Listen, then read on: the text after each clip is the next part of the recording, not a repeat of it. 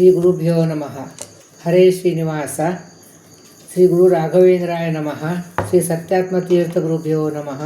ಶ್ರೀ ಜಗನ್ನಾಥ ದಾಸ ಗುರುಭ್ಯೋ ನಮಃ. ಎಲ್ಲರಿಗೂ ನಮಸ್ಕಾರ.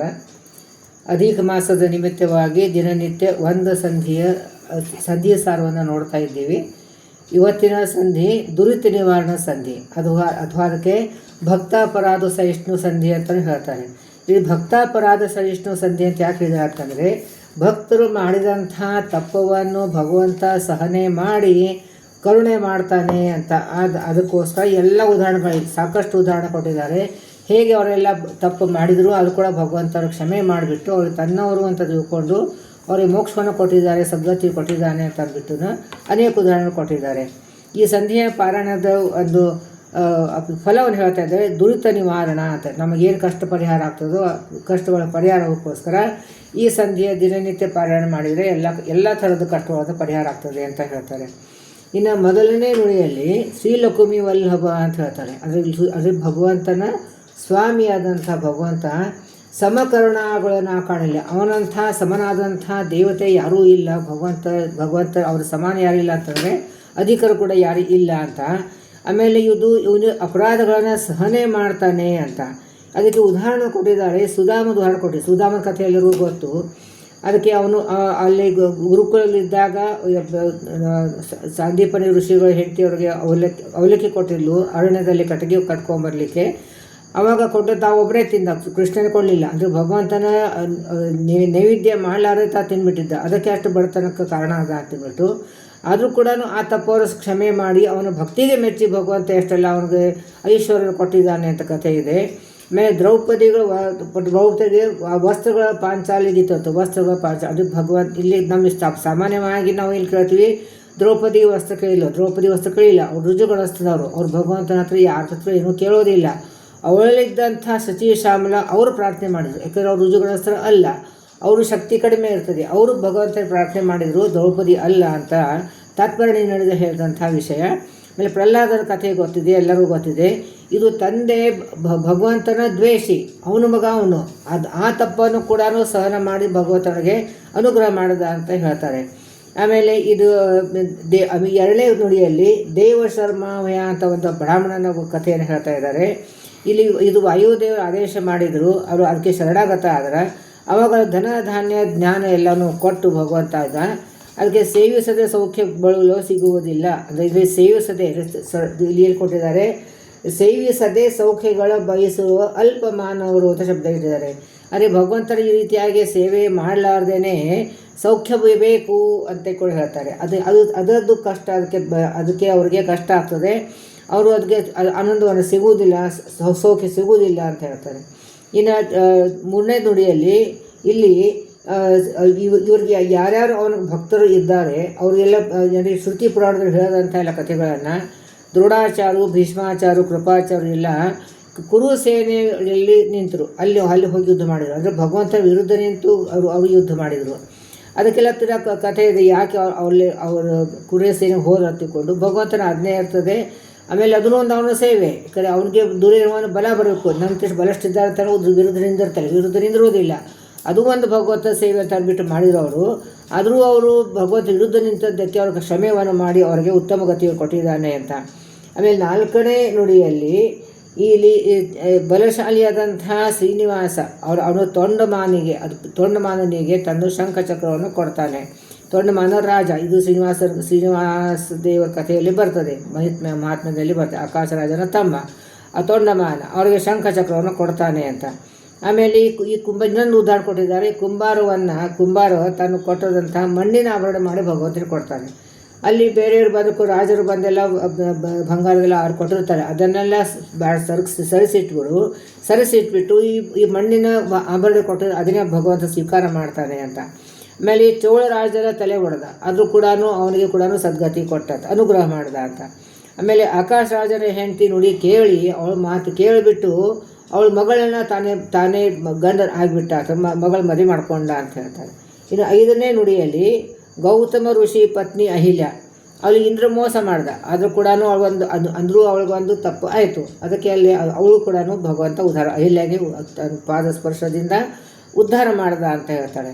ಆಮೇಲೆ ಉತ್ತರಾಸುರನ ಇಂದ್ರ ವಧ ಮಾಡ್ದ, ಅದರಿಂದ ಅವನಿಗೆ ಪಾಪ ಬಂತು. ಆ ಪಾಪವನ್ನು ಬ್ರಹ್ಮಹತ್ಯೆ ಪಾಪ ಬಂತು. ಅದು ಪಾಪವನ್ನು ಎಲ್ಲ ಕಡೆ ವಿಭಾಗನ ಮಾಡಿ ಅಲ್ಲಲ್ಲಿ ಹಂಚಿದ, ಸಮುದ್ರಗೆ, ಸ್ತ್ರೀಗೆ, ಗಡಿಗೆ ಎಲ್ಲ ಹಂಚಿದ ಅಂತ ಹೇಳ್ತಾರೆ. ಆಮೇಲೆ ಇಲ್ಲಿ ಬಲಿರಾಜ ಭಗವಂತನ ಕಿರೀಟ ಕದ್ಕೊಂಡು ಹೋಗಿದ್ದ. ಆಮೇಲೆ ಇದೆಲ್ಲ ಬಹಳ ವಿಸ್ತಾರವಾದಂಥ ಕಥೆಗಳು, ಸಂಕ್ಷಿಪ್ತವಾಗಿ ಹೇಳ್ತಾ ಇದ್ದಾರೆ. ಇದೆಲ್ಲ ಕಥೆಗಳು ಗೊತ್ತಿರ್ತದೆ ನಿಮಗೆ. ಕದ್ದು ಹೋಯ್ದ, ಅದು ಕೂಡ ಒಂದು ಈ ಅಪರಾಧನ ಕ್ಷಮೆ ಮಾಡಿ ಅವನು ಬಾಗಲು ಕಾಯ್ತಾ ಇದ್ದಾನೆ ಅಂತ. ಅದು ಬಲಿ ಚಕ್ರವರ್ತಿ ಕಥೆ ಇದು, ಅವನು ಬಾಗಲು ಕಾಯ್ತಾ ಇದ್ದಾನೆ ಅಂತ. ಇನ್ನು 6ನೇ ನುಡಿಯಲ್ಲಿ ಗೋಪೀಶ್ವರಿಗೆ, ನಂದ ಗೋಪಗೆ, ಯಶೋದಾಗೆ ಎಲ್ಲ ಇದು ಅದಕ್ಕೋಸ್ಕರ ಅವನು ಕೃಷ್ಣ ಅವತಾರ ಮಾಡ್ದ. ದೈತ್ಯರ ಸಂಹಾರ ಮಾಡ್ದ. ಗಜೇಂದ್ರ ಮೋಕ್ಷದ ಕುಳ್ಯನು ಗರುಡುವಾರನಾಗಿ ಬಂದ. ಹೀಗೆ ಗೋಪಾಲಕರು ಅವನ ಹೆಗಲು, ಈಗ ಆಟ ಆಡುವಾಗ ಗೋಪಾಲಕ ಆಟ ಆಡ್ತಿದ್ರು, ಅವಾಗ ಒಬ್ಬರು ಹೆಗಲ ಮೇಲೆ ಒಬ್ಬರೇ ಇರ್ತಿದ್ರು, ಮೇಲೆ ಓಡ್ತಿದ್ರು. ಆ ರೀತಿಯಾಗಿ ಕೃಷ್ಣ ಹೆಗಲ ಮೇಲೆ ಕೂಡ ಕೆಲವರು ಗೋಪರು ನಿಂತುಬಿಟ್ರು. ತಾನೂ ತನ್ನ ಹೆಗಲ ಮೇಲೆ ಅವ್ರಿಗೂ ಕೂಡಿಸ್ಕೊಂಡ. ಈ ರೀತಿಯಾದ ಆಟ ಆಡ್ತಾಯಿದ್ರು ಅಂತ. ಅದು ಕೂಡ ಅಪರಾಧವನ್ನು ಕ್ಷಮಾ ಮಾಡಿಬಿಟ್ಟು ಭಗವಂತ ಅವರಿಗೆ ಅನುಗ್ರಹ ಮಾಡಿದ್ದಾನೆ ಅಂತ. ಇನ್ನು 7ನೇ ನುಡಿಯಲ್ಲಿ ಇಂದ್ರನ ಕೋಪದಿಂದ ಗೋಪಾಲಕರ ರಕ್ಷಣೆ. ಅದು ಈ ಗೋವರ್ಧನ ಪರ್ವತದಿಂದ ಗೋಪಾಲಕರು ಇಂದ್ರ ಕೋಪ ಮಾಡಿಕೊಂಡ, ಅದರ ರಕ್ಷಣೆ ಗೋವರ್ಧನ ಪರ್ವತದಿಂದ ಮಾಡಿದ್ದಾನೆ. ಆಮೇಲೆ ಗೋ ಅಂತಂದರೆ ಭೂಮಿ ಆಯಿತು, ಗೋ ಅಂದರೆ ವೇದದೆ, ಗೋ ಅಂತಂದ್ರು ಆಕಳಗಳು, ಇದೆಲ್ಲರೂ ಕೂಡ ರಕ್ಷಣೆ ಮಾಡಿ ಅವ್ರು ಆಶ್ರಯ ಕೊಟ್ಟಿದ್ದಾನೆ ಅಂತ. ಆಮೇಲೆ ಇನ್ನೊಂದು ಉದಾಹರಣೆ ಕೊಟ್ಟಿದ್ದಾರೆ. ದುರ್ಯೋಧನ ಆಹ್ವಾನ ಕೊಟ್ಟ, ಅದು ಸಂಧಿ ಮಾಡ್ಕೊಳ್ಳೋಕ್ಕೋಸ್ಕರ ಕೃಷ್ಣ ಬಂದಿದ್ದ. ಅವ್ನು ತನ್ನ ಕಡೆ ತನ್ನ ಪಾರ್ಟಿ ಮಾಡ್ಕೋಬೇಕಂತ ಊಟ ಕರೆದ, ಆದರೆ ದುರ್ಯೋಧನ ಮನೆಗೆ ಊಟಕ್ಕೆ ಹೋಗಲಿಲ್ಲ. ಅದು ಊಟದ ಅವತರವನ್ನು ನಿರಾಕರಿಸಿ ವಿದುರನ ಮನೆಗೆ ಹೋದ. ಅವನು ವಿದುರನಕ್ಕೆ ಭಕ್ತ, ಅದಕ್ಕೆ ಭಕ್ತಕ್ಕೆ ಹೆಚ್ಚು ಮಹತ್ವ ಕೊಡ್ತಾರೆ ಭಗವಂತ, ಐಶ್ವರ್ಯಕ್ಕೆ ಅಲ್ಲ ಅಂತ ತಿಳ್ಕೊಂಡು ಉದಾಹರಣೆ ಕೊಟ್ಟಿದ್ದಾರೆ. ಆಮೇಲೆ ಅದು ಬಹಳ ಮತ್ತೆ ಒಳ್ಳೆ ಊಟ ಮಾಡಿದ್ರೆ ಬಹಳ ಆಸೆಯಿಂದ ಊಟ ಮಾಡ್ದಂಗೆ ಮಾಡ್ದಂತೆ. ಭಗವಂತ ನಿತ್ಯ ತೃಪ್ತ, ಅವನಿಗೆ ಊಟದ ಅವಶ್ಯಕತೆಯೇ ಇಲ್ಲ, ನಿತ್ಯ ತೃಪ್ತನಾಗಿದ್ದಾನೆ. ಆದರೆ ಭಕ್ತರು ಕೊಡೋದಂಥದ್ದು ಒಂದು ಊಟವನ್ನು ಅವನು ಅಷ್ಟು ಭಕ್ತಿಯಿಂದ ತೊಗೊಂಡಿದ್ದಾರೆ, ಅದಕ್ಕೆ ಒಳ್ಳೆ ಆತುರದಿಂದ ತೊಗೊಂಡಿದ್ದಾರೆ ಹೇಳ್ತಾರೆ. ಆಮೇಲೆ 8ನೇ ನುಡಿಯಲ್ಲಿ ಗೋಪಿ ದೇವಿಗೆ ಅಂದರೆ ಯಶೋದೇವಿಗೆ ಪುತ್ರನಾಗಿ ಬಂದ. ಆಮೇಲೆ ಗೋವರ್ಧನ ಪುತ್ರ ಹೇಳಿದ. ಆಮೇಲೆ ಅಗ್ನಿಪುತ್ರರು ಅವರು ತಪಸ್ಸರ ಮಾಡಿ ಭಗವಂತನ ಹೆಂಡತಿ ಆಗಬೇಕು ಅಂತ ಉದ್ದೇಶದಿಂದ ಅವರು ಹೆಣ್ಣು ರೂಪವನ್ನು ಕಂಡಿದ್ದರು. ತಾತ್ಪರ್ಯದಲ್ಲಿ ಹೇಳ್ತಾರೆ, ಗಂಡಸರಿಗೆ ಗಂಡ ಜನ್ಮನೇ ಬರ್ತದೆ, ಹೆಂಗಸರಿಗೆ ಹೆಂಗಸು ಜನ್ಮನೇ ಬರ್ತದೆ ಎಲ್ಲ ಜನ್ಮದಲ್ಲೂ ಕೂಡ. ಆದರೆ ವರಬಲ ಅಥವಾ ಶಾಪ ಅಥವಾ ವರಬಲದಿಂದ ಅದನ್ನು ಗಂಡಸರು ಹೆಂಗಸರಾಗಲು ಸಾಧ್ಯತೆ, ಹೆಂಗಸರು ಗಂಡಸರು ಆಗೋದಿಲ್ಲ ಅಂತ ಈ ತತ್ವ ಇದೆ. ಅದ್ರ ಕೂಡ ಅದನ್ನು ಮೀರಿಬಿಟ್ಟು ಅಲ್ಲಿ ಅವ್ರು ತಪಸ್ಸರ ಮಾಡಿದರು. ಅದಕ್ಕೆ ಎಲ್ಲ ಹೆಂಗಸರನ್ನು ಅವರು ಹೆಂಡತಿ ಆದರು, 16 ಸಾವಿರದಲ್ಲ ಹೆಂಡತಿನೂ ಆದರು ಅಂತ ಹೇಳ್ತಾರೆ. ಇನ್ನು 9ನೇ ನುಡಿಯಲ್ಲಿ ಇನ್ನು ಸರ್ವತ್ರ ವ್ಯಾಪ್ತನಾದಂಥ ಅಪರಿಚ್ಛಿನ್ನವಾದಂಥದ್ದು ಈ ಭಗವಂತ ಈ ದ್ವಾಪರದಲ್ಲಿ ಕೃಷ್ಣ ಜನ್ಮವನ್ನು ತಾಳ್ದ. ಹಸುರು ಸಂಹಾರಕ್ಕಾಗಿ ಮಾಡಿದ ಕೃಷ್ಣ ರೂಪವನ್ನು ತಾಳಿದಾನೆ ಅಂತ. ಕೃಷ್ಣ ಅಂತಂದರೆ ನಮ್ಮ ಪಾಪಗಳನ್ನು ಸೆಳೆಯುವಂಥ ಕೃಷ್ಣ ಅಂತ, ಅದಕ್ಕೆ ಕೃಷ್ಣ ಅಂತ ಹೆಸರು ಅಂತ. ಇನ್ನು 10ನೇ ನುಡಿಯಲ್ಲಿ ಬ್ರಹ್ಮಾದಿ ದೇವತೆಗಳೇ ಪೂಜಿತನಾದಂಥ, ಅಂದರೆ ಜ್ಞಾನ ಆನಂದ ಬಲಪೂರ್ಣನಾದಂಥ ಭಗವಂತ ಅವನು ಅನೇಕ ಅವತಾರವನ್ನು ತಾಳಿದ. ಈ ಎಲ್ಲ ದೇವತೆಗಳಿಗೆ, ಋಷಿಗಳಿಗೆ, ರಾಜರಿಗೆ ಎಲ್ಲರಿಗೂ ಅವನು ಅಂತ ಎಲ್ಲ ಸಮಸ್ತ ಸಾತ್ವಿಕ ಜೀವರಾಶಿಗಳಿಗೆಲ್ಲ ರಕ್ಷಣೆ ಮಾಡ್ದ ಅಂತ. ಇನ್ನು 11ನೇ ನುಡಿಯಲ್ಲಿ ಇಲ್ಲಿ ಹರಿಯ ಗುಣಗಾನವನ್ನು ಮಾಡಿದ ಅಲ್ಲಿ ಆಮೇಲೆ ಅಧರ್ಮ ನಾಶ ಮಾಡೋಕ್ಕೋಸ್ಕರ, ಧರ್ಮ ಸ್ಥಾಪನೆಗೋಸ್ಕರ ಭಗವಂತ ಅವತಾರವನ್ನು ಮಾಡ್ತಾನೆ. ಆಮೇಲೆ ಈ ಭಕ್ತರ ಅಭಿಷ್ಟವನ್ನು ಪೂರ್ಣ ಮಾಡೋಕ್ಕೋಸ್ಕರ ಇವನು ಹೃದ್ಗಹ ನಿವಾಸಿಯಾಗಿ ಇದ್ದಾನೆ. ಇದನ್ನು ನಾವು ತಿಳಿಯಬೇಕು, ಇದನ್ನು ಸತತವಾಗಿ ಚಿಂತನೆ ಮಾಡಬೇಕು. ಅದಕ್ಕೆ ಪದೇ ಪ್ರತಿಯೊಂದು ಸಂಧಿನಲ್ಲಿ ಈ ವಿಷಯವನ್ನು ಹೇಳ್ತಾರೆ. ಇನ್ನು 12 ನುಡಿಯಲ್ಲಿ ಪ್ರಳಯ ಉದಕದಲ್ಲಿ ಇದು ಬ್ರಹ್ಮನ ಸೃಷ್ಟಿ ಮಾಡಿದ, ತನ್ನ ಹೊಕ್ಕಳಿಂದ ಬ್ರಹ್ಮ ಸೃಷ್ಟಿ ಮಾಡಿದ. ಅದಕ್ಕೆ ಅವನಿಗೆ ಅಂಜಿಕೆ ಹುಟ್ಟು ಮಾಡಿದ, ಅಂಜಿಬಿಟ್ಟಂತೆ ಬ್ರಹ್ಮದೇವರು. ಆವಾಗ ಬ್ರಹ್ಮನ ಅಲ್ಲಿ ಬಿಟ್ಟು ಹತ್ತಿರ ಬಂದುಬಿಟ್ಟು ಅವರಿಗೆ ಸಾಂತ್ವನ ಮಾಡಿ ಉಪದೇಶ ಮಾಡಿ ಅವನೇ ರಕ್ಷಣೆ ಮಾಡಿ, ಬ್ರಹ್ಮದೇವರು ರಕ್ಷಣೆ ಮಾಡಿದ ಅಂತ. ಇನ್ನು 13ನೇ ನುಡಿಯಲ್ಲಿ ತನ್ನ ಇಚ್ಛೆ ಪ್ರಕಾರ ತನ್ನ ಇಲ್ಲಿ ಸತ್ಯ ಸಂಕಲ್ಪಾನುಸಾರ ಅಂತ ಶಬ್ದವನ್ನು ಇಟ್ಟಿದ್ದಾರೆ.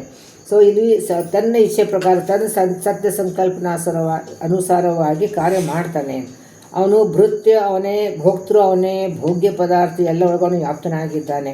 ಆಮೇಲೆ ಆಯಾ ರೂಪದಿಂದ ಆಯಾ ಪದಾರ್ಥ ಒಳಗೆ ಭಗವಂತ ವ್ಯಾಪ್ತನಾಗಿರ್ತಾನೆ. ಇದರಿಂದ ತೃಪ್ತಿ ಕೊಡ್ತಾನೆ. ದೇವತೆಗಳಿಗೆ ತೃಪ್ತಿ ಕೊಡ್ತಾನೆ, ಅಸುರರಿಗೆ ಮತ್ತರರು ಮಾಡ್ತಾನೆ, ಉನ್ಮತ್ತನಾಗಿ ಮಾಡ್ತಾನೆ. ಅದರಿಂದ ಅವ್ರು ಇನ್ನಷ್ಟು ಕೆಟ್ಟ ಕಾರ್ಯಗಳನ್ನು ಮಾಡಿಬಿಟ್ಟು ಅವರು ಯೋಗ್ಯತಾನುಸಾರವಾಗಿದ್ದಂಥ ಒಂದು ಅಂಧತಮಸರಿಗೆ ಕಳಿಸ್ಲಿಕ್ಕೆ ಒಂದು ಅನುಕೂಲ. ಅದಕ್ಕೆ ಅವರು ಸ್ವರೂಪದಲ್ಲಿ ಏನಿದೆಯೋ ಅದನ್ನು ಅವ್ರಿಗೆ ಕೊಡ್ತಾನೆ. ಇನ್ನು 14ನೇ ನುಡಿಯಲ್ಲಿ ನಾವು ಭಗವಂತನ ಸ್ಮರಣೆ ಯಾವ ಕಾಲದಲ್ಲೂ ಭಗವಂತ ಸ್ಮರಣೆ ಮಾಡಬೇಕು ಅಂತ. ಅಂದರೆ ಕಷ್ಟ ಬಂದದ್ದು ಕಾರಣಕ್ಕಾಗಲಿ, ಅಥವಾ ಉದರ ಪೋಷಣಾರ್ಥವಾಗಿ ಆಗಲಿ, ಅಥವಾ ರೋಗ ಬಂದಾಗ ಆಗಲಿ, ಅಥವಾ ನಗೆಚಾಟ ಹಾಸ್ಯ ಮಾಡುವಾಗಲಿ, ಯಾವುದೇ ಕಾರಣಕ್ಕಾಗಿ ಭಗವಂತ ಶರಣಾಗತನ ಆಗಿ ವಿಠ್ಠಲ ರಕ್ಷಣೆ ಮಾಡಪ್ಪ ಅಂತ ಕೂಗಿದ್ಬಿಟ್ರೆ ಬಂದು ಬಿಡ್ತಾನೆ ಭಗವಂತ ಅಂತ. ಅದಕ್ಕೆ ಮಾಡಪ್ಪ ಅಂತಂದರೆ ಅವನು ಕೈ ಹಿಡಿದು ರಕ್ಷಣೆ ಮಾಡ್ತಾನೆ ಅಂತ. ಹೀಗೆ ಇದು ಬಹಿರಂಗ ಅಂದರೆ ಏನು ಅಂತ ಇದು ಬಹಿರಂಗ ದೋಷಗಳು ಇದ್ದರೂ ಕೂಡ ಅಂತಃಕರಣ ಶುದ್ಧ ಆದರೆ ಭಗವಂತ ಬಂದು ನಮಗೆ ಒಲಿತಾನೆ ಅಂತ ಹೇಳ್ತಾರೆ. ಇನ್ನು 15ನೇ ನುಡಿಯಲ್ಲಿ ಶ್ರೀ ಭೂ ದುರ್ಗಾ ಪತಿಯಾದಂಥದ್ದು, ಅವರು ಅರಸಾದಂಥ ಅದು ಅವತಾರದಲ್ಲಿ ಮಾಡಿದಂಥದ್ದು. ಇಲ್ಲಿ ಚರಿತ್ರೆಗಳನ್ನು ಕೀರ್ತನೆ ಮಾಡಬೇಕು ಅಂತ. ಅದಕ್ಕೆ ಯಾವ ರೀತಿಯಾಗಿ ಸುಗ್ರೀವಾಗಿ ರಕ್ಷಣೆ ಮಾಡಿದ ಅದೇ ರೀತಿಯಾಗಿ ಅವನ ಅಭಿಲಾಷೆ ಕೂಡ ಪೂರೈಸದ ಪ್ರತಿಯೊಂದು ಒಂದು ಗುಣಕ್ಕೆ ಒಂದೊಂದು ಉದಾಹರಣೆ ಕೊಟ್ಟಿದ್ದಾರೆ. ಅವರು ಸುಗ್ರೀವ ಅಭಿಲಾಷೆಯನ್ನು ಹೇಗೆ ಪೂರೈಸಿ ಮಾಡಿದ್ನೋ ಹಾಗೆ ನಮಗೂ ಕೂಡ ಭಗವಂತ ಮಾಡುವಂಥ ಪ್ರಾರ್ಥನೆ ಅಂತ. ಇನ್ನು 16ನೇ ನುಡಿಯಲ್ಲಿ ಸ್ವರೂಪ ದೇಹದಲ್ಲಿ ಇದ್ದು ಸ್ಥೂಲ ದೇಹ ದ್ವಾರ ಕಾರ್ಯ ಮಾಡ್ತಾನೆ. ಇದು ಷೋಡಶದಲ್ಲಿ ವಿಸ್ತಾರವಾಗಿ ಹೇಳಿದಂತೆ ನಾನು ಹೇಳಿದ್ದೇನೆ. ಇದು ಈ ಸ್ಥೂಲ ದೇಹ ದ್ವಾರ ಕಾರ್ಯ ಮಾಡಿಸ್ತಾನೆ. ಅವನು ಜನಿತ ರಹಿತನಾಗಿದ್ದಾನೆ.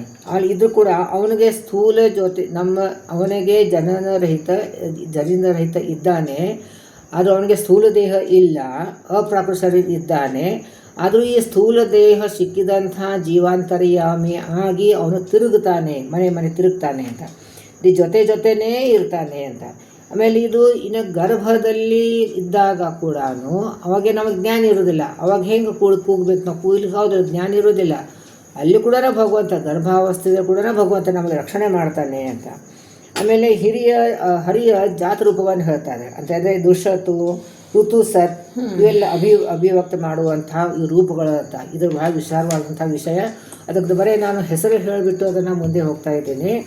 ಇನ್ನು 18 ನುಡಿಯಲ್ಲಿ ಭಗವಂತ ಜಲ ಧರ ಪರ್ವತೊಳಗೆ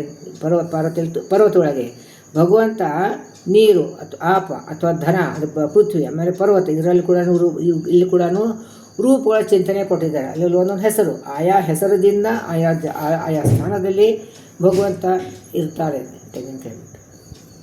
ಆಮೇಲೆ 19ನೇ ನುಡಿಯಲ್ಲಿ ವೇದದಿಂದ ಸ್ತುತನಾದಂಥ ಹರಿ, ಇವರು ವಾಯುವಂತರ್ಗತನಾಗಿ ಶುಚಿಷತ್ ಅಂತ ಹೆಸರದಿಂದ ಇದ್ದಾನೆ. ಶುಚಿಷತ್ ಅಂತ ಹೆಸರದಿಂದ ವಾಯುವಂತರವನಾಗಿದ್ದಾನೆ. ಇದು ಜಡಚೇತನಗಳಿಗೆ ಪವಿತ್ರ ಮಾಡ್ತಾನೆ. ಅದಕ್ಕೆ ಶುಚಿಷತ್ ಅಂತ ಹೆಸರು ವಾಯುದೇವರಿಗೆ ಹೆಸರಿದೆ. ಅವ್ರ ಅಂತರ್ಯಾಮಿ ಆದಂಥ ಭಗವಂತರಿಗೂ ಕೂಡ ಶುಚಿಷತ್ ಅಂತ ಹೆಸರು. ಅದಕ್ಕೆ ನಾವು ಮಾಡಿದಂಥ ಕರ್ಮಗಳನ್ನು ವಾಯುದೇವರ ದ್ವಾರ ಭಗವಂತ ಸಮರ್ಪಣೆ ಮಾಡಿದ ಆ ಕರ್ಮಗಳನ್ನು ವಾಯುದೇವರು ಶುದ್ಧ ಮಾಡ್ತಾರೆ ಅಂತ. ಆಮೇಲೆ 20ನೇ ನುಡಿಯಲ್ಲಿ ಇಲ್ಲಿ ಅನ್ನಮಯ, ಪ್ರಾಣಮಯ, ಮನೋಮಯ, ವಿಜ್ಞಾನಮಯ, ಆನಂದಮಯ ಕೋಶಗಳ ಚಿಂತನೆ ಕೊಟ್ಟಿದ್ದಾರೆ. ಇದು ಕೂಡ ಸ್ವಲ್ಪ ವಿಸ್ತಾರವಾದಂಥ ವಿಷಯ. ಅಲ್ಲಿ ಅಂತರ್ಯಾಮಿಯಾಗಿ ಅನಿರುದ್ಧ ಶಂಕರ ವಾಸುದೇವ ನಾರಾಯಣ ರೂಪಿ ಪರಮಾತ್ಮ ಇದ್ದಾನೆ. ಅಂದರೆ ಒಂದೊಂದು ಕೋಶದ ಕಾರ್ಯ ಏನು, ಅದು ನಮಗೆ ಅನ್ನವನ್ನು ತಿನ್ನೋದು ಇಚ್ಛೆ ಆಗ್ತದೆ, ಅದಕ್ಕೊಂದು ಪ್ರಯತ್ನ ಮಾಡ್ತದೆ, ಅದನ್ನು ತಿಂತೀವಿ, ಅದು ಪಚನ ಆಗ್ತದೆ, ಅದೆಲ್ಲ ರಸವನ್ನು ಎಲ್ಲ ಕಡೆ ಒಂದು ಹರಡ್ತದೆ, ಪುಷ್ಟಿ ಸಿಗ್ತದೆ. ಈ ರೀತಿಯಾದಂಥ ಎಲ್ಲ ಬೇರೆ ಬೇರೆ ಕಾರ್ಯಗಳನ್ನು ಈ ಕೋಶದ್ವಾರ ಭಗವಂತ ಮಾಡ್ತಾನೆ ಅಂತ. ಇನ್ನು 21ನೇ ನುಡಿಯಲ್ಲಿ ನಿಷ್ಕಪಟ ಬುದ್ಧಿಯಿಂದ ಭಗವಂತನ ಗುಣರೂಪಕವಿರುವ ಚಿಂತನೆ ಮಾಡಬೇಕು ಅಂತ. ಅದರಿಂದ ನಮಗೆ ನಮ್ಮ ದೋಷ ರಾಶಿಯನ್ನು ಕೆಡಿಸ್ತಾನೆ ಅಂತಂದರೆ ನಮ್ಮ ದೋಷ ರಾಶಿಯನ್ನು ಹೋಗ್ತಾವೆ ಅಂತ ಹೇಳ್ತಾರೆ. ಇನ್ನು 22ನೇ ನುಡಿಯಲ್ಲಿ ಕುಸ್ಥ, ಆಶಸ್ಥ, ಸ್ವಸ್ಥ, ವ್ಯಸ್ತ, ಸಮಸ್ತ, ಉಪಸ್ಥ, ವಿಶೋಧನ ಈ ರೂಪಗಳ ಚಿಂತನೆ. ಈ ರೂಪದಿಂದ ಎಲ್ಲೆಲ್ಲಿ ಏನೇನು ಕಾರ್ಯಗಳನ್ನು ಮಾಡ್ತಾ ವಿಸ್ತಾರವಾಗಿ ಹೇಳ್ತಾರೆ. ಇಷ್ಟು ರೂಪಗಳ ಚಿಂತನೆಯನ್ನು ಕೊಟ್ಟಿದ್ದಾರೆ. 23ನೇ ನುಡಿಯಲ್ಲಿ ಜ್ಞಾನದನು, ಇದು ಶಾಸ್ತ್ರದಲ್ಲಿ ಜ್ಞಾನದನು ಅಂತ ಹೆಸರಿಂದಿದ್ದಾನೆ. ಆಮೇಲೆ ವಸನದಲ್ಲಿ ಮಾನದನು ಅಂತ ಹೆಸರಿಂದ ಇದ್ದಾನೆ. ಹೀಗೆ ಆಯಾ ಸ್ಥಾನದಲ್ಲಿ ಆಯಾ ಸ್ವಭಾವಾನುಸಾರವಾಗಿ ಅವನು ಎಲ್ಲ ಜೀವರಾಶಿಗಳಿಗೆ ಜೀವರಾಶಿಯಾಗಲಿ ಜಡಚೈತನ್ಯರಾಗಲಿ ಅಲ್ಲಿ ಅವನು ಕಾರ್ಯಗಳನ್ನು ಮಾಡಿ ತೋರಿಸ್ತಾನೆ. ಅವನಿಗೆ ವಿಶೇಷವಾದಂಥ ಕಾರ್ಯಶಕ್ತಿ, ಅದು ಇಚ್ಛಾಶಕ್ತಿ, ಜ್ಞಾನಶಕ್ತಿ, ಕಾರ್ಯಶಕ್ತಿ, ಇದು ಭೂಶಕ್ತಿ ಇದ್ದದಕ್ಕೆ ಅವನು ಬೇರೆ ಬೇರೆ ರೀತಿಯಂಥ ಎಲ್ಲ ವಿಚಿತ್ರವಾದಂಥ ಕಾರ್ಯಗಳನ್ನು ಮಾಡ್ತಾನೆ ಅಂತ. ಇನ್ನು 24 ನುಡಿಯಲ್ಲಿ ಗ್ರಾಮ, ಉಪಗ್ರಾಮ ಇಲ್ಲೆಲ್ಲ ಕೂಡ ವ್ಯಾಪ್ತನಾಗಿದ್ದಾನೆ. ಅಲ್ಲಿ ಅವನ ಮಹಿಮೆ ಬಹಳ ಸಾಟಿ ಇಲ್ಲದಂಥ ಮಹಿಮೆಯನ್ನು ಅವನ ಮಹಿಮೆ ನಮಗೆ ತಿಳಿಯೋದಿಲ್ಲ ಅಂತ ಅಲ್ಲಿ ಕೂಡ ಯಾವ ರೂಪದಿಂದ ಇದ್ದಾನೆ ಅಂತ ವಿಸ್ತಾರವಾಗಿ ಹೇಳಿದ್ದಾರೆ. ಇನ್ನು 25ನೇ ನುಡಿಯಲ್ಲಿ ಅರ್ಜುನನ ಸಾರಥಿಯಾಗಿ ಕೃಷ್ಣ ಬಂದ, ಕೃಷ್ಣಮೂರ್ತಿಯಾಗಿ ಬಂದಿದ್ದ. ಭಕ್ತಿಪೂರ್ವಕ ಕೃಷ್ಣಮೂರ್ತಿಯ ಭಕ್ತಿಪೂರ್ವಕವಾಗಿ ಭಜಿಸಿದವರೆಗೆ ಅವರೇ ಮಹಾತ್ಮರಿಗೆ ಒಲಿತಾನೆ. ಅದು ಯಾರು ಭಜಿಸ್ತಾರೆ ಇವರಿಗೆ ಮಹಾತ್ಮರು ಅಂತ ಹೇಳ್ತಾರೆ. ಯಾರು ಕೃಷ್ಣನಾಗ ಭಕ್ತಿಪೂರ್ವಕ ಭಜಿಸ್ತಾರೋ ಅವ್ರಿಗೆ ಮಹಾತ್ಮರು ಅಂತ ಹೇಳ್ತಾರೆ. ಅವರಿಗೆ ಒಲಿತಾನೆ, ಅಪರೋಕ್ಷ ಜ್ಞಾನ ಕೊಡ್ತಾನೆ. ಆಮೇಲೆ ಮೋಹಿನಿ ರೂಪದ ಚಿಂತನೆ ಕೂಡ ಇಲ್ಲಿ ಕೊಟ್ಟಿದ್ದಾರೆ. ಅವನು ಆದರೂ ಮೋಹಿನಿ ರೂಪ ತಾಯಿ ಕೂಡ ಅವನು ನಿರ್ಲೇಪನಾಗಿ ಇದ್ದಾನೆ ಅಂತ ಹೇಳ್ತಾರೆ. ಇನ್ನು 26ನೇ ನುಡಿಯಲ್ಲಿ ಈ ಪ್ರವಾಹದಂತೆ ನಮ್ಮ ಕರ್ಮಗಳು ಸತತ ಬರ್ತಾನೆ ಇರ್ತವೆ. ಆಮೇಲೆ ಇಲ್ಲಿ ಇರ್ತಾನೆ ಆದರೂ ಅದನ್ನು ಉಣಲಿಕ್ಕೆ ನಾವು ಜೀವರಾಶಿಗಳಿಗೆ ಶಕ್ತಿ ಇಲ್ಲ. ಅದಕ್ಕೇನು ಮಾಡ್ತಾನೆ, ಅದೇ ಸೃಷ್ಟಿಗಿಂತ ಮುಂಚೆ ಈ ರೀತಿಯಂಥ ಅವಸ್ಥೆ ನಮ್ಮದು ಇರ್ತದೆ. ಅದಕ್ಕೆ ಸೃಷ್ಟಿ ತಂದು ಸ್ಥೂಲ ದೇಹವನ್ನು ಕೊಟ್ಟು ನಮ್ಮ ಕರ್ಮಗಳನ್ನು ನಮಗೆ ಉಣಿಸ್ತಾನೆ ಅಂತ. ಜೀವರ ಸೃಷ್ಟಿಗೆ ತಂದು ಅವರವರ ಕರ್ಮಗಳ ಫಲವನ್ನು ಕೊಡ್ತಾನೆ, ಸೃಷ್ಟಿಗೆ ತರ್ತಾನೆ, ಕರ್ಮ ಫಲವನ್ನು ಕೊಡ್ತಾನೆ ಅಂತ. ಇನ್ನು 27, 28 ಎರಡು ನುಡಿ ಸೇರಿ ಈ ಜಲ್ಲಡೆಯ ನೆರಳಿನಂತೆ, ಜಲ್ಲೆ ಅಂತಂದ್ರು ಒಂದು ಚಾಳ್ನಿ. ಈ ಚಾಳ್ನಿ ನೆರಳು ಹೇಗಿರ್ತದೆ, ಅರ್ಧ ಬಿಸಿಲು, ಸ್ವಲ್ಪ ಬಿಸಿಲಿರ್ತದೆ, ಸ್ವಲ್ಪ ನೆರಳು, ಎರಡು ಮಿಶ್ರಿತವಾಗಿರ್ತದೆ. ಅದೇ ರೀತಿಯಾಗಿ ನಮ್ಮದು ಸಂಸಾರವನ್ನು ಸುಖ ದುಃಖ ಮಿಶ್ರಿತವಾದಂಥ ಇರ್ತದೆ. ಅದಕ್ಕೆ ನಾವು ಏನು ಮಾಡಬೇಕು, ಭಕ್ತರ ಜ್ಞಾನಿಗಳ ಸಹವಾಸದಿಂದ ನಮಗೆ ಮೋಕ್ಷ ಸಾಧನೆ ಅವರು ಮಾಡಿಸ್ತಾರೆ, ಆಗ್ತದೆ ಅಂತ. ಆಮೇಲೆ ಇದಕ್ಕೆ ಕ್ಷುಲ್ಲಕರ ಜೊತೆ ಇದ್ದು ಬಿಟ್ಟರೆ ಬರೀ ಐಹಿಕ ಸೂಲು ಒದ್ದಾಡ್ತೀವಿ, ಅದಕ್ಕೆ ಅವ್ರು ಮಾಡಬಾರ್ದು. ಅವ್ರು ಸಜ್ಜನರ ಸಹವಾಸದಿಂದ ನಮಗೆ ಮೋಕ್ಷವನ್ನು ಸಿಗ್ತದೆ ಅನ್ನೋದನ್ನು ಹೇಳ್ತಾ ಇದ್ದಾರೆ. ಇನ್ನು 29ನೇ ನುಡಿಯಲ್ಲಿ ಇದು ಕುಟ್ಟಿದಂತೆಲ್ಲ ಇದು ಕುಟ್ಟಿ ಕೊಯ್ದು ರಟ್ಟಿದಂತ. ಇಲ್ಲಿ ನಾವು ಅಡುಗೆ ಮಾಡುವಾಗ ಬೇಯಿಸ್ತೀವಿ, ಕುಟ್ಟುತ್ತೀವಿ, ಹೆಚ್ಚುತ್ತೀವಿ, ಎಲ್ಲ ರೀತಿಯಾದಂಥದ್ದು ಅನ್ನಕ್ಕೆ ಒಂದು ಮಾಡ್ತೀವಿ. ಆಮೇಲೆ ಅಂಥ ಮಾಡಿದಂಥ ಅಡುಗೆ ಇದು ನೈವೇದ್ಯವನ್ನು ಮಾಡಿ ಸಮರ್ಪಣೆ ಮಾಡಬೇಕು. ಈ ರೀತಿಯಾದಂಥ ನೈವೇದ್ಯ ಮಾಡಿದಂಥ ಸಮರ್ಪಣೆ ಮಾಡದೇ ಇರುವಂಥದ್ದು ಅನ್ನ ನಾವು ಉಂಡರೆ ಇದು ಬರೀ ನಾವು ಹೊಟ್ಟೆ ತುಂಬಲಿಕ್ಕೋಸ್ಕರ ರುಚಿಯಾಗಿದ್ದೆ ಅಂತ ಅಂದ್ಬಿಟ್ಟು ತಿಂದುಬಿಟ್ರೆ ಆ ಥರದ ಅನ್ನ ಅದು ಭಗವಂತ ಸಮರ್ಪಣೆ ಮಾಡದೇ ಇದ್ದರಿಂದ ನಮ್ಮ ಕರ್ಮಗಳನ್ನು ಪರಿಹಾರ ಆಗೋದಿಲ್ಲ. ಅದರಿಂದ ಏನಾಗ್ತದೆ, ಯಮದೂತರು ಬಂದು ನಮಗೆ ಹಿಡಿದು ಕಟ್ಕೊಂಡು ತಮ್ಮ ಪಟ್ಟಣಕ್ಕೆ ಸೆಳ್ಕೊಂಡು ಹೋಗ್ತಾರೆ ಅಂತ ಹೇಳ್ತಾರೆ. ಸೊ ಅದಕ್ಕೆ ನಾವು ಭಗವಂತನಿಗೆ ಏನೇ ತಿಂದರೂ ಕೂಡ ಭಗವಂತ ಸಮರ್ಪಣೆ ಮಾಡಬೇಕು. ಅಂದರೆ ವಿಹಿತವಾದಂಥ ಫಲಗಳನ್ನು ಪದಾರ್ಥಗಳನ್ನು ನಾವು ಸಮರ್ಪಣೆ ಮಾಡಬೇಕು. ಅದು ಕೂಡ ಒಂದು ಅವಿಹಿತವಾದಂಥದ್ದು, ಅಂದರೆ ಉಳ್ಳಾಗಡ್ಡಿಗಳು ಇಂಥದ್ದೆಲ್ಲ ಅಲ್ಲ, ಅದು ಕೆಲವೊಂದೆಲ್ಲ ಅವಿಹಿತವಾದಂಥ ಪದಾರ್ಥಗಳನ್ನು ತಿಂತಾ ಇರ್ತೀವಿ. ಅವಾಗ ನಮಗೆ ಇಂಥದ್ದು ತಿನ್ನುವಂಥದ್ದು ಪರಿಸ್ಥಿತಿ ನಮ್ಮ ತರಬೇಡಪ್ಪ, ಅಥವಾ ನಮಗೆ ಇಂಥ ಬುದ್ಧಿ ಕೊಡಬೇಡ. ಬುದ್ಧಿನೇ ಮೇನು. ನಮ್ಮ ಬುದ್ಧಿ ಬಂದುಬಿಟ್ರೆ ನಾವು ಬಿಡ್ತೀವಿ, ಅದು ನಾವು ಬಿಡೋದಿಲ್ಲ. ಅದಕ್ಕೆ ಹೀಗೆ ನಾವು ಶಿರವಾಗಿ ಇದು ಮಾಡಿದರೆ, ಆಮೇಲೆ ಅವನಿಗೆ ಶಿರವಾಗಿ ಶರಣಾಗತ ಆಗಿ ಕೂಗಿದರೆ ಕೂಗಬೇಕು, ಬೇಗ ಬಂದು ಒದಗ್ತಾನೆ ಅಂತಾನೆ. ಆಮೇಲೆ ಕೈ ಹಿಡಿದು ನಮಗೆ ಬೇಗ ಬಂದು ಕೈ ಹಿಡಿದು ನಮ್ಗೆ ಕರ್ಕೊಂಡು ಹೋಗ್ತಾನೆ ಅಂತ. ಆಮೇಲೆ 31ನೇ ನುಡಿಯಲ್ಲಿ ಇಲ್ಲಿ ಕೆಲವೊಂದು ಪದ ವ್ಯತ್ಯಾಸ ಇದೆ. ಕೆಲವೊಂದು ಪುಸ್ತಕದಲ್ಲಿ ಒಂದು ನುಡಿಯನ್ನು ತೆಗೆದುಬಿಟ್ಟಿದ್ದಾರೆ. ಅದೇ ನನ್ನ ಪುಸ್ತಕದಲ್ಲಿ ಇದೆ, ಅದಕ್ಕೆ ಆ ಪ್ರಕಾರವಾಗ ನಾನು ಹೇಳ್ಕೊಂಡು ಹೋಗ್ತಾ ಇದ್ದೀನಿ. ಆಮೇಲೆ ಅವನು ಕರುಣಾಳು ಅಂತ ಹೇಳ್ತಾರೆ. ಇದು 31ನೇ ನುಡಿಯಲ್ಲಿ ಎಷ್ಟು ರೀತಿ ಕರುಣಾಳು ಇದ್ದಾನೆ ಭಗವಂತ ಅಂತಂದರೆ, ಅವನು ಈ ವಾಲ್ಮೀಕಿ ಋಷಿಗಳೆಲ್ಲ ಹೀನ ಕರ್ಮಗಳನ್ನು ಮಾಡಿದರು. ಆ ಹೀನ ಕರ್ಮ ಮಾಡಿದ್ರು ಕೂಡ ಅದು ಸ್ವೀಕಾರ ಮಾಡಿ ಅವನು ಸುಜ್ಞಾನ ಕೊಟ್ಟು ಅವ್ರ ರಾಮಾಯಣವನ್ನು ರಚಿಸಿ ಬಿಟ್ಟರು ಅಂತ ಇದು 31ನೇ ನುಡಿಯಲ್ಲಿ ಹೇಳ್ತಾ ಇದ್ದಾರೆ. ಇನ್ನು 32ನೇ ನುಡಿಯಲ್ಲಿ ಇಲ್ಲಿ ಮುಂದಿನ ಜನ್ಮ ನಮಗೆ ಒಳ್ಳೆಯ ಜನ್ಮ ಕೊಡಬೇಕು, ಭಾಗವತ ಜನ್ಮ ಕೊಡಬೇಕು, ಅದು ಹರಿ ಸರ್ವೋತ್ತಮವಾದಂಥ ಜನ್ಮವನ್ನು ಕೊಡುವಂಥ. ಆಮೇಲೆ ಪುರುಷಾರ್ಥ ಒಂದು ಬೇಡದಂತೆ ನಮಗೆ ಮಾಡುವಂಥ ಪುರುಷಾರ್ಥ, ನಾವು ಇದು ಬೇಡುವಂಥ ಬುದ್ಧಿ ನಮಗೆ ಕೊಡಬೇಡ ಅಂತ. ಸ್ವಪ್ನದಲ್ಲಿ ಕೂಡ ನಾವು ಬೇಡದೇ ಇರೋ ಹಾಗೆ ಮಾಡುವಂಥ ಭಗವಂತನೇ ಪ್ರಾರ್ಥನೆ. ಅದರಿಂದ ಜ್ಞಾನಿಗಳ ಸಹವಾಸ ಕೊಟ್ಟರಿದ್ದೆಲ್ಲ ಸಹ ಆಗ್ತಿಲ್ಲ, ಆಗೋದಿಲ್ಲ. ಇನ್ನು 33ನೇ ನುಡಿಯಲ್ಲಿ ಇದು ಚತುರ್ವಿಧ ಪುರುಷಾರ್ಥ ಪಡೆಯುವ, ಅಂದರೆ ಇದು ಚತುರ್ವಿಧ ಪುರುಷಾರ್ಥವನ್ನು ಅದು ಕೊಡುವಂಥ ಭಗವದ್ ರೂಪಿಯವರು ಅನಿರುದ್ಧ ಪ್ರದ್ಯುಮ್ನ ಸಂಕರ್ಷಣ ವಾಸುದೇವ. ಇದು ಬೇರೆ ಪುರುಷಾರ್ಥಗಳನ್ನು ಇದೆಲ್ಲ ಪುರುಷಾರ್ಥ ಕೊಡುವಂಥ ಭಗವದ್ ರೂಪ ಇದೆ.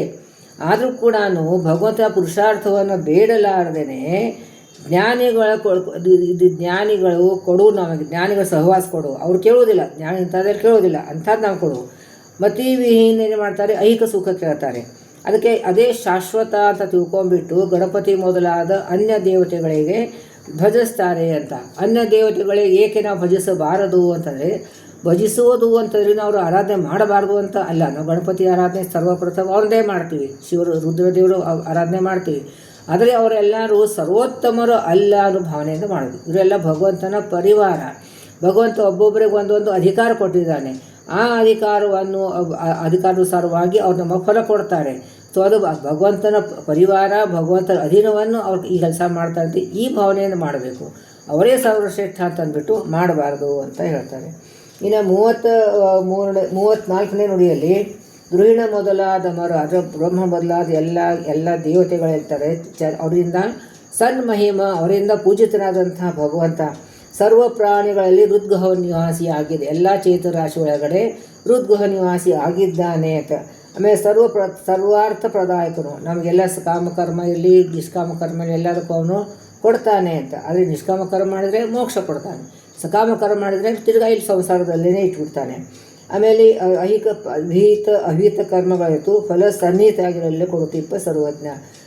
ವಿಹಿತ ಅಹಿತ ಫಲ ಏನಿರ್ತದೆ, ಕರ್ಮಗಳಿರ್ತವೆ, ಅದನುಸಾರವಾಗಿ ಫಲವನ್ನು ಭಗವಂತ ಕೊಡ್ತಾನೆ ಅಂತ.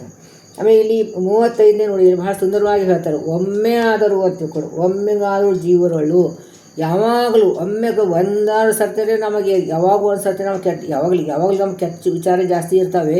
ಯಾವಾಗೋ ಒಮ್ಮೆ ಭಗವಂತ ಸ್ಮರಣೆ ಬರ್ತಿರ್ತವೆ. ಅದು ಭಗವಂತನಿಗೆ ಯಾವಾಗಲೂ ವೈಷಮ್ಯ ಇಲ್ಲ ಅಂತ.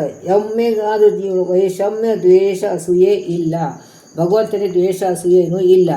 ಅದರ ಜೀವನ ಸ್ವರೂಪದಲ್ಲಿ ಏನೋ ಇದೆ, ಆ ಪ್ರಕಾರವಾದ ಕರ್ಮವನ್ನು ಮಾಡಿಸಿ ಫಲವನ್ನು ಕೊಡ್ತಾನೆ. ಧರ್ಮನಾಮಕ ಸಂತೈಸುವವರನ್ನು ನಿತ್ಯ ಎಲ್ಲರಿಗೂ ರಕ್ಷಣೆ ಮಾಡ್ತಾನೆ. ಸಂತೈಸುವನ್ನ ರಕ್ಷಣೆ ಮಾಡ್ತಾನೆ. ಆ ಸಂತೈಸು ಅಂತಂದರೆ ಮೋಕ್ಷದಲ್ಲಿ ಅವರಿಗೆ ವಿಹಿತವಾದಂತಹದ್ದು ಏನು ಜ್ಞಾನ ಬಲ ಸುಖ ಇರ್ತೀಯೋ ಅದನ್ನೆಲ್ಲ ಕೊಡ್ತಾನೆ ಭಗವಂತ ಮೋಕ್ಷದಲ್ಲಿ ಅಂತ. ಬ್ರಹ್ಮಕಲ್ಪಾಂತದಲ್ಲಿ ವೇದಾಗಮ ಶ್ರೀ ಗಾನವಿಠಲ ಸುಮ್ಮನೀವತ್ ಇವರಿಗೆ ಅವರವರ ಜಗತಿಯ. ಸುಮ್ಮನೀವನು ಅಂತಂತೇಳೇನೋ ಸುಮ್ಮನೆ ಕೊಟ್ಬಿಡ್ತಾನೆ ಅಂತ ಆಗಲ್ಲ. ಅರೆ ನಮಗೇನು ತಿಳಿಯುವುದೇ ಇಲ್ಲ, ಇಷ್ಟೆಲ್ಲ ಕರ್ಮಗಳನ್ನು ಮಾಡಿಸ್ತಾರೆ. ಇದು ಈ ಬ್ರಹ್ಮನ ಕಲ್ಪದ ಅಂತ್ಯದಲ್ಲಿ ನಾವು ನಿರ್ಯಾಸನ ಮಾಡಿಸಿ ತನ್ನ ಹೊಟ್ಟೆಲಿ ಬಿಟ್ಕೊಂಡು ಮುಂದಿನ ಕಲ್ಪದಲ್ಲಿ ಈ ಮುಂದಿನ ಬ್ರಹ್ಮಕಲ್ಪದಲ್ಲಿ ನಮಗೆ ಎಲ್ಲ ಈ 3 ಮೋಕ್ಷವನ್ನು ಕೊಡ್ತಾನೆ. ಆ 3 ಲೋಕದಲ್ಲಿ ಇರ್ತಾನೋ, ಆ ಲೋಕದಲ್ಲಿ ಇರ್ತಾನೋ. ಸಾಯುಜ್ಯ ಮೋಕ್ಷ ನಮಗೆ ಇಲ್ಲ, ದೇವತೆಗಳಿಗೆ ಮಾತ್ರ ಸಾಯುಜ್ಯ ಮೋಕ್ಷ. ಈ ರೀತಿಯಾಗಿ ನಮ್ಮ ರಕ್ಷಣೆ ಮಾಡ್ತಾನೆ. ಅವರವರ ನಿಜ ಗತಿಯ ಅಂತ ಅಂದರೆ ಆಯಾ ಜೀವರಾಶಿಯ ಅನುಕೂಲ ಯೋಗ್ಯತಾನುಸಾರವಾಗಿ ಆ ಗತಿಯನ್ನು ಭಗವಂತ ಕೊಡ್ತಾನೆ ಅಂತ. ಇದು ಬಹಳ ಸುಂದರವಾದಂಥದ್ದು ಸಂಧಿ. ಇದನ್ನು ದಿನನಿತ್ಯ ನಾವು ಪಾರಾಯಣ ಮಾಡಿದರೆ ನಮಗೆಲ್ಲ ದುರಿತಗಳ ನಿವಾರಣೆ ಆಗ್ತದೆ ಅಂತ ಖಂಡಿತವಾದಂಥ ನನ್ನ ಸ್ವಂತ ಅನುಭವ. ಇದು ದಿನನಿತ್ಯ ಪಾರಾಯಣ ಮಾಡಲೇಬೇಕು. ಇದನ್ನು ಸಾಧ್ಯ ಇದ್ದಷ್ಟು ಬಯಾಟ್ ಮಾಡಿಬಿಟ್ಟೆ. ಒಂದು ಸುಲಭ ಆದಂಥದ್ರೇ ಆದಷ್ಟು ಸಂಧಿಗಳನ್ನು ಬಯಾಟ್ ಮಾಡಬೇಕು. ಅವಾಗ ನಾವು ಅಡುಗೆ ಮಾಡ್ತಾ ನಾವು ಎಲ್ಲ ಸಂಧಿಗಳನ್ನು ಅನ್ನೋದು ಮುಗುತ್ತದೆ. ಒಂದು ಟು ಸೇವ್ ಟೈಮ್. ಇನ್ನೊಂದು ಅಂತಂದರೆ ಶುದ್ಧವಾದಂಥ ಅಡುಗೆ. ನಾವು ಏನು ಮೈಲಿಗೆ ಅಡುಗೆ ಮಾಡಿದ್ರು ಕೂಡ ಹರಿಕಥಾಂಸಾರ ಅನ್ಕೋತ ಪಾರಾಯಣ ಮಾಡ್ಕೋತ ಅಡುಗೆ ಮಾಡಿದರೆ ಬಹಳ ಶುದ್ಧವಾದಂಥದ್ದು. ಅವೆಲ್ಲ ಅಷ್ಟು ನಾವು ಏನು ಪಾರಾಯಣ ಮಾಡ್ತೀವಿ ಆಗ ಅಷ್ಟು ಭಗವದ್ ರೂಪಗಳನ್ನು ಅಲ್ಲಿ ಪ್ರಕಟ ಆಗ್ತಾ ಇರ್ತವೆ. ಆ ಪ್ರಕಟ ಆದಂಥ ರೂಪಗಳನ್ನು ಅನ್ನೋದಲ್ಲಿ ಹೋಗ್ತೇವೆ, ಅವಾಗ ಅನ್ನ ಶುದ್ಧ ಆಗ್ತದೆ. ಆ ಶುದ್ಧವನ್ನು ತಿನ್ನೋದ್ರೆ ನಮ್ಮ ಸಾಧನೆ ಇನ್ನಷ್ಟು ಹೆಚ್ಚಾಗ್ತದೆ ಅಂತ ಅನ್ನೋದನ್ನು ನಾವು ತಿಳ್ಕೋಬೇಕು. ಸೊ ಇಷ್ಟು ಸುಂದರವಾದಂಥ ಇದು ಸಂಧಿಯನ್ನು ಗುರುಗಳು ವ್ಯವಸ್ಥಿತವಾಗಿ ನಮಗೆ ಇಲ್ಲಿವರೆಗೂ ತಂದು ಹಚ್ಚಿದ್ದಾರೆ. ಕೈ ಹಿಡ್ಕೊಂಡು ನಮಗೆ ಕಟ್ಕೊಂಡ್ಬಂದು ಇಷ್ಟೆಲ್ಲ ಸಾಧನೆಯನ್ನು ಮಾಡಿಸ್ತಾ ಇದ್ದಾರೆ. ಇನ್ನೇನು ಅಧಿಕ ಮಾಸ ಮುಗಿಲಿಕ್ಕೆ ಬಂತು, ಅಷ್ಟರೊಳಗೆ ಪೂರ್ತಿ ಮಾಡಿಸ್ತಾರೆ. ನಮಗೆ ವಿಶೇಷವಾದಂತಹ ಫಲ ಕೊಡೋ ಇಚ್ಛಾ ಇದೆ ಭಗವಂತನೇ. ಅದಕ್ಕೆ ನಮ್ಮ ಕಡೆ ಸೇವಾ ತಗೋತಾ ಇದ್ದಾನೆ. ಅವನೇ ಮಾಡಿ ಮಾಡಿಸ್ತಾ ಇದ್ದಾನೆ, ನುಡಿಸ್ತಾ ಇದ್ದಾನೆ. ಹೀಗೆ ನಾವು ಭಗವಂತ ಸ್ವೀಕಾರ ಮಾಡಲಿ, ನಮಗೆ ಒಂದು ಜ್ಞಾನಭಕ್ತಿ ವೈರಾಗ್ಯನ ಅಭಿವೃದ್ಧಿ ಮಾಡಲಿ ಅಂತ ಪ್ರಾರ್ಥನೆ ಮಾಡೋಣ. ನ್ಯಾಹಂಕರ್ತ ಹರಿಕರ್ತ ಶ್ರೀಹರಿ ಪ್ರೇರಣೆ ಶ್ರೀಹರಿ ಪ್ರೀತ್ಯರ್ಥ ಪತಿ ಅಂತರ್ಗತ ಗುರು ಅಂತರ್ಗತ ತತ್ವಾಭಿಮಾನ ಅಂತರ್ಗತ ಭಾರತೀಯ ಮುಖ್ಯ ಪ್ರಾಣಾಂತರ್ಗತ ಆನಂದಾಪತಿ ಪುರುಷೋತ್ತಮ ಭಿನ್ನ ಮಧ್ವಾಂತರ ಶ್ರೀ ಕೃಷ್ಣ ಅರ್ಪಣಮಸ್ತು. ಎಲ್ಲರಿಗೂ ನಮಸ್ಕಾರ. ಚೆನ್ನಾಗಿ ಮಸ್ತ್.